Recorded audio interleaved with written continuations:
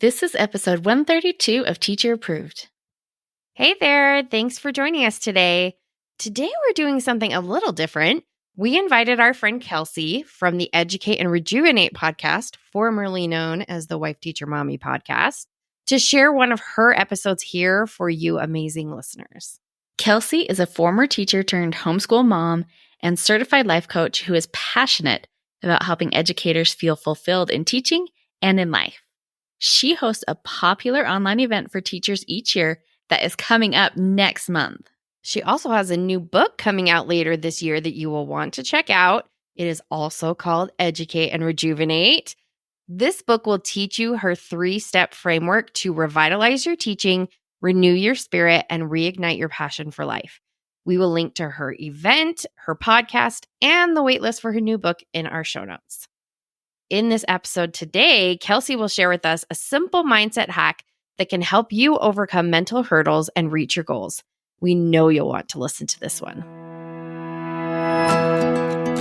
You're listening to Teacher Approved, the podcast helping educators elevate what matters and simplify the rest. I'm Heidi. And I'm Emily. We're the creators behind Second Story Window, where we give research-based and teacher-approved strategies that make teaching less stressful and more effective. You can check out the show notes and resources from each episode at secondstorywindow.net. We're so glad you're tuning in today.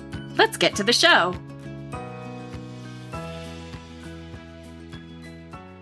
I am here today as your life coach to help you kind of get inside your mind, teach you this hack that you can use on your own. You can walk away from this episode. You don't need to do anything else. And you'll have this tool in your toolbox and you won't be able to unknow it once you know it.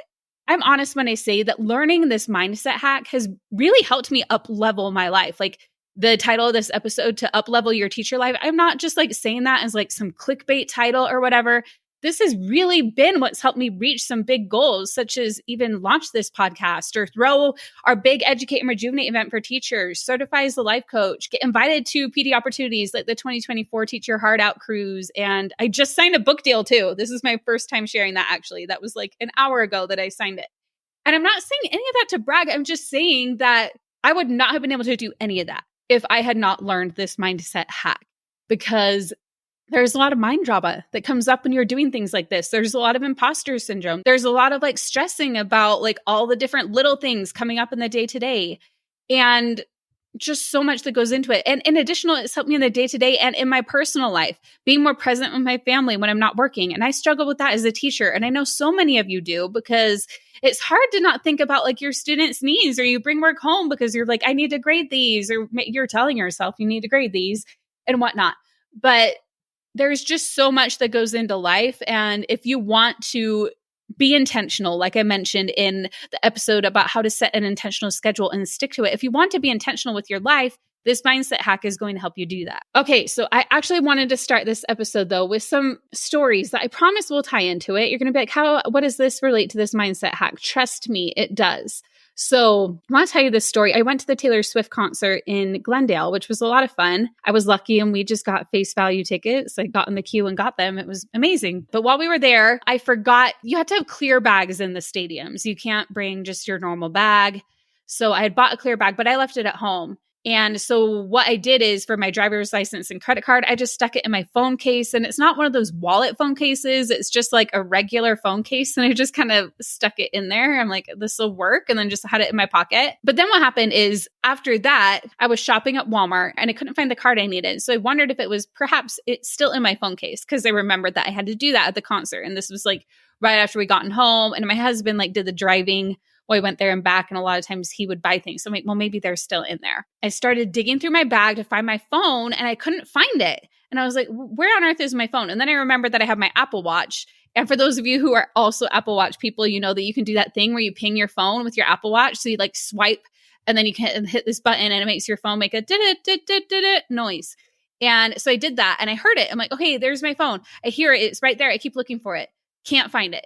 Do it again. I'm like looking all around. Can't find it. I probably did it like 3 or 4 times. And I'm like going through my bag. I'm like looking around, trying to figure out where it is. And then the guy behind me at the self-checkout line, he's like, are you looking for your phone? And I was like, yes, I am. I can't find it anywhere. And he was like, it's in your back pocket. So it was like right there. And it was easy for him to see. And I'm like doing this crazy, like spinning around, looking for where it went and everything. And it was just right there the whole time. And this also reminded me of this hilarious YouTube video that I just saw again. Somebody posted it in my Certified Coaches Facebook group. And I remember this video from like 9 years ago, and it's called It's Not About the Nail. And to just kind of explain the video, we'll link to it in the show notes because it's a funny video. It's less than 2 minutes, but it shows this woman and this man sitting together on a couch. And it's kind of a close up on her. And it says there's all this pressure. And sometimes it just feels like it's right up on me. And she just kind of talks about all this pressure she's feeling. It zooms out and it shows that she has this big nail in her head. And then the man was like, well, you do have a nail in your head. And then she's like, it's not about the nail. And he's like, you do have a nail in your head. And she's like, no, don't. And then she talks about how all her sweaters are snagged and all of these things and how he just wants to fix it and whatever. And there's so many things about that video that you could dive into. Like, it really, in my opinion, it's quite a work of art. It was really well filmed. There's a reason it went viral. There are a lot of things you could talk about with it, like men and women or validation or fixing versus listening. But what I'm talking about today is awareness of what is going on. So it's kind of like she has this nail in her head and you can't tell if she's just like in denial about it. We're not sure what's going on. That could be like a full-on conversation. We could have a full episode analyzing this like minute and a half video. But what we're talking about today is even if we weren't changing the circumstance of that she has a nail in her head, but just noticing and being like, oh, this is why this is happening. Because the thing is, sometimes we can't see what's going on. We have our blind spots. And sometimes we even see like with our own kids or the students we teach in our class, we see what's right there, but they can't always. And what, as humans, our big blind spot is how our unconscious thoughts drive so much of our lives. And in fact, we often believe the stories our brain is serving us without even questioning them. So today I want to teach you a tool called circumstances versus thoughts. Now, I'm going to talk about what each of these are. So a circumstance is just what is happening in front of you. And everybody in the world would completely agree on what is going on. It's like a fact. It could be proven in a court of law. A thought is the story that we put behind it. So it's kind of like, you could even say like fact versus story is another way we could say this. So here's the fact. Here's the story that I'm putting behind it. Our thought is the meaning we put behind it. And that means that not everybody would necessarily agree on it. We might think it's fact. In actuality, it's a thought. And we're going to talk about this a little bit more. And one thing I'm going to do to kind of do this as an example, I did this with Wife Teacher Mommy Club members on a call a while back when we were kind of talking about the self-coaching model we use and the differences between the components. And we really dove in and kind of went through, and we did this all together where I would like say one and they say if it was a circumstance or a thought. Hey there, teacher friend. Do you have a question or concern that could use a teacher-proof solution? We'd love to help you out by answering your question here on the podcast. You can submit your questions to hello@secondstorywindow.net and put podcast question in your subject line. We can't wait to hear what's on your mind. So here's like those ones that we went over. I added a few more as well. So if I were to say these students are disrespectful, and just kind of think in your head, would that be a circumstance or a thought? That is a thought because not everybody would look at disrespectful the exact same way. Some might just think, oh, they're just being kids. Some might not have any problem with the behavior. Some might also agree that they're disrespectful. Some might even think they're even more than disrespectful. They might think these are terrible children or something. So the fact that it's debatable means that it is a thought. Okay, the next one. I have 27 students in my class. That is a circumstance. You could go in, you could count and prove there are 27 children in here or 27 children on my roster. So that is a circumstance. The next one, I am too busy. We all have said this before, right? And this is a thought. I am too busy. And that often leads us to feeling like overwhelmed about everything we have going on. Now, it can be a thought that you like, that you want to keep. If you're like, I'm too busy, I don't have time to add something else, and you're just like prioritizing, then yeah. But it is a thought because somebody else might have more things than you technically and think that they're not busy. Or somebody else might have like, even fewer things on their list and think they're too busy. So just the fact that it's subjective, all that makes it a thought. A good way to know is if something is a thought or a circumstance is to ask what it means. So could people think about it or describe it differently? So if I were to ask you, what does it mean to be busy? If I were to ask a room full of you, let's say there were 10 of you or 500 of you, whatever.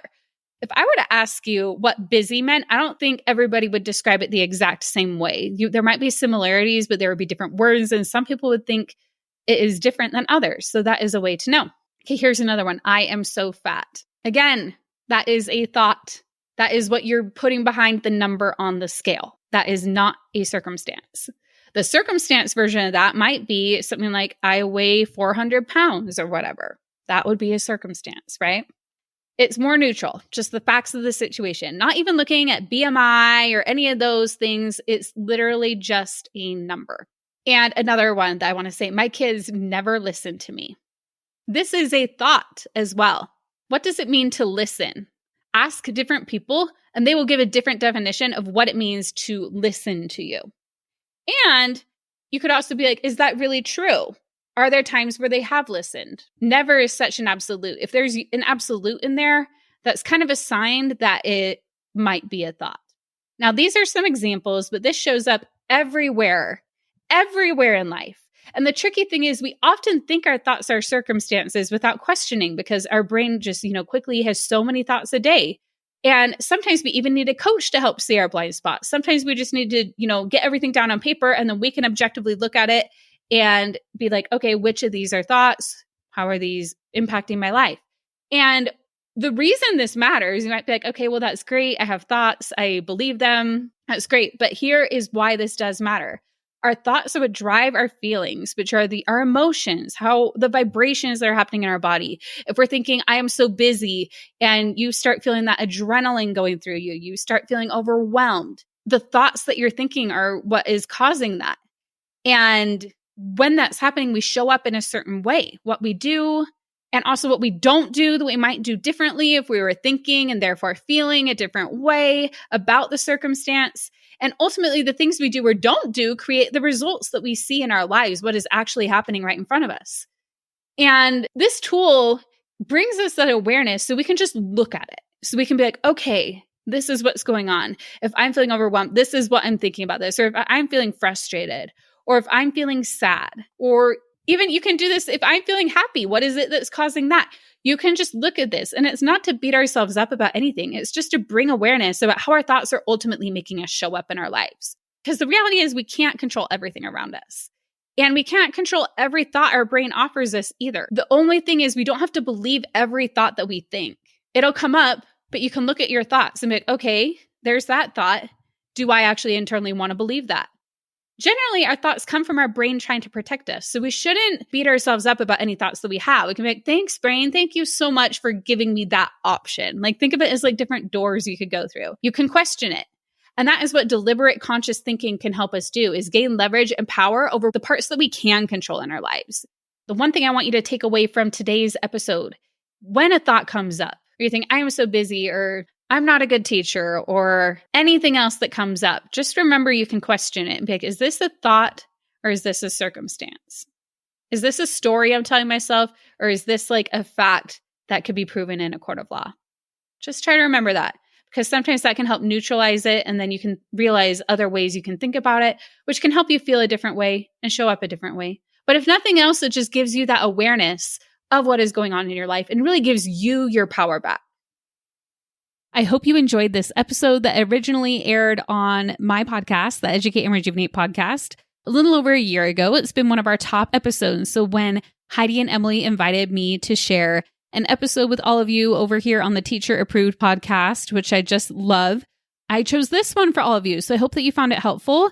And if you want more mindset hacks and tricks and so much more, I am a certified life coach. I would love to support you in your earbuds each week as well if you're looking for another teacher podcast. My show is called the Educate and Rejuvenate Podcast. So go on over there and hit subscribe.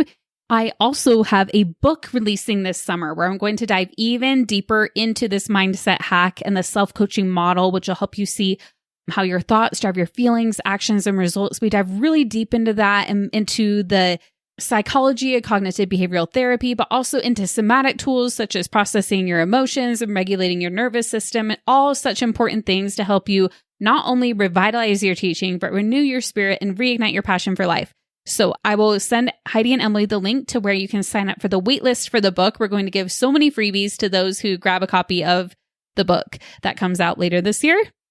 And if you want even more, I also host a fun virtual conference. We're heading into our 3rd year this year. It is called Educate and Rejuvenate.